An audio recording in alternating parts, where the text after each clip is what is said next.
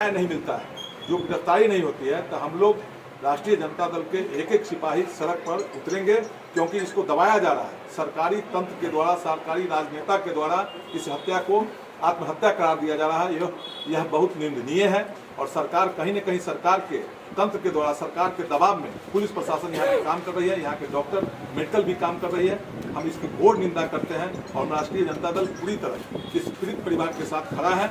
जहाँ तक लड़ाई लड़नी होगी, हम राष्ट्रीय जनता दल के एक एक सिपाही इस लड़ाई को आगे, जब तक मुजरिम नहीं पकड़ा जाता है, दोषी मुजरिम को सजा नहीं मिलती है, तब तक राष्ट्रीय जनता दल सड़क से लेकर सदन तक आवाज उठाएगी। सर, आप जिस विधानसभा से आप जिस विधानसभा से विधायक है, बीते दिनों, अभी ज़्यादा दिन हुए भी नहीं, उसी विधानसभा के नानपुर का मामला 12 साल की मासूम के साथ 5 दरिंदों ने दरिंदगी की और उस मामले में भी आप लोगों ने मजबूती के साथ पीड़ित परिवार का साथ दिया, उसमें न्याय दिलाने की कोशिश की। कई लोगों को ये आशंकाएं हैं कि कहीं इसके साथ भी इसी तरह का कुछ तो नहीं हुआ हो, क्योंकि सबसे पहले तो आप बोले हैं जो मेरे विधानसभा क्षेत्र की वो घटना नहीं, भी मेरे विधानसभा क्षेत्र के हक के घटना है। रूनी सैदपुर विधानसभा क्षेत्र में घटना घटी से रूनी सैदपुर विधानसभा क्षेत्र, और जो लड़की जिनकी हत्या हुई, जिस लड़की के घर है जो सुरसंड विधानसभा क्षेत्र में, लेकिन उसके बावजूद भी, जिसे बगल में हमारे विधानसभा क्षेत्र के बगल में जाले में आज घटना हुई है, डोगरा में, हम लोग यहाँ है, उसके बगल में भी रूनी सैदपुर में हुई, उनके घर सुरसंड में भी हमारे नेता आदरणीय केशव प्रसाद यादव जी उनको आर्थिक मदद करने के लिए भी भेजे। और हम लोग पुलिस, वहाँ के पुलिस प्रशासन को मैं धन्यवाद देना चाहते हैं जो हमारे नेता और हम लोग संज्ञान में लिए।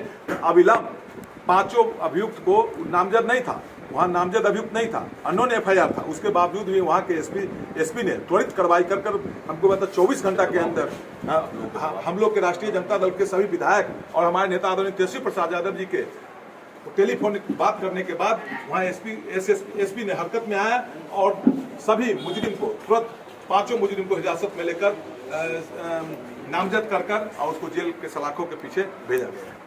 सर, एक बड़ा सवाल है कि जब घटना होती है तो घटना स्थल पर बड़ी पुलिस अधिकारी के लोग आते हैं, घटना हुआ, घटना से बॉडी को उठा के पोस्टमार्टम के लिए भेजा गया, लेकिन उसी क्षण भर के समय में यहाँ की जो वर्तमान SDPO उसका बयान आता है कि ये आत्महत्या है। तो बिना जांच, बिना ये DNC से बिना पोस्टमार्टम रिपोर्ट आए हुए इस तरीके का बड़े पदाधिकारी का बयान आना कहीं न कहीं लीपापोती का पूर्ण रूप समर्थन है। एकदम निश्चित रूप से आप मीडिया के साथी हैं।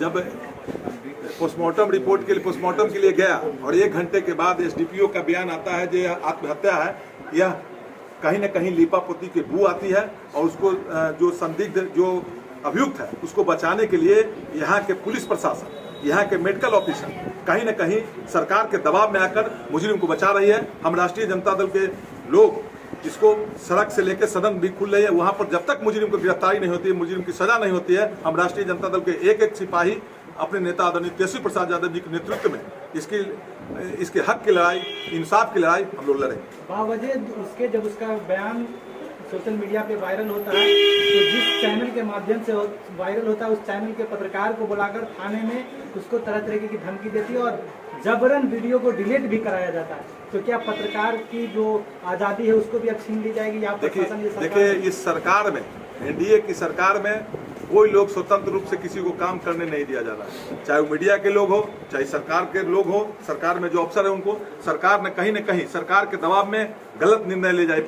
पूरी तरह पुलिस प्रशासन खुलेआम इस सरकार में मुजरिम को सरकारी तंत्र के द्वारा, सरकारी राजनेता के द्वारा बचाया जाता है और फंसाया जाता है। मुख्यमंत्री कहते हैं हम न किसी को बचाते हैं न किसी को फंसाते हैं, लेकिन पूरी तरह यहाँ की जो घटना है, यही घटना नहीं, पूरे राज्य में कई ऐसे घटना हुई है जिसको पुलिस ने सरकार द्वारा संरक्षित अपराध करते हैं, उसको सरकार द्वारा बचाया जा रहा है। सर, यहाँ के युवाओं ने जो आक्रोश में FIR नहीं लिया जा रहा था, काफ़ी मुशक्कतें करनी पड़ी, काफ़ी कठिनाइयों के बाद FIR दर्ज किया गया रात में जाकर।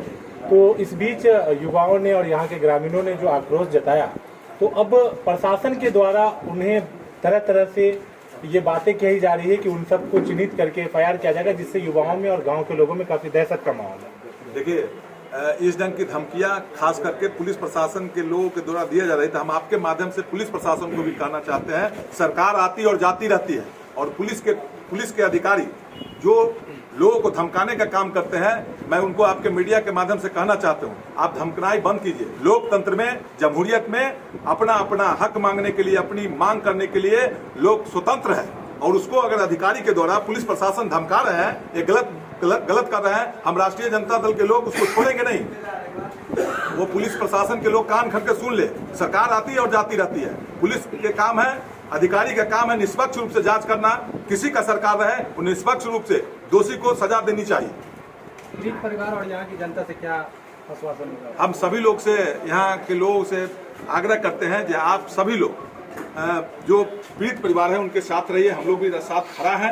हम लोग की जहाँ जरूरत होगी, हमारे नेता तेजस्वी प्रसाद यादव जी, कारी साहब एमएलसी, हमारे वरिष्ठ राजद के नेता हैं, यहाँ पहुँचे हैं, उनके आदेशानुसार हम भी आए हैं। हम लोग उनके परिवार के साथ हैं। जहाँ तक इस समाज के लोगों की, हम लोग की जब जरूरत पड़ेगी, हम लोग यहाँ पर खड़ा होकर उनके साथ देने के लिए तत्पर हैं। बहुत बहुत धन्यवाद।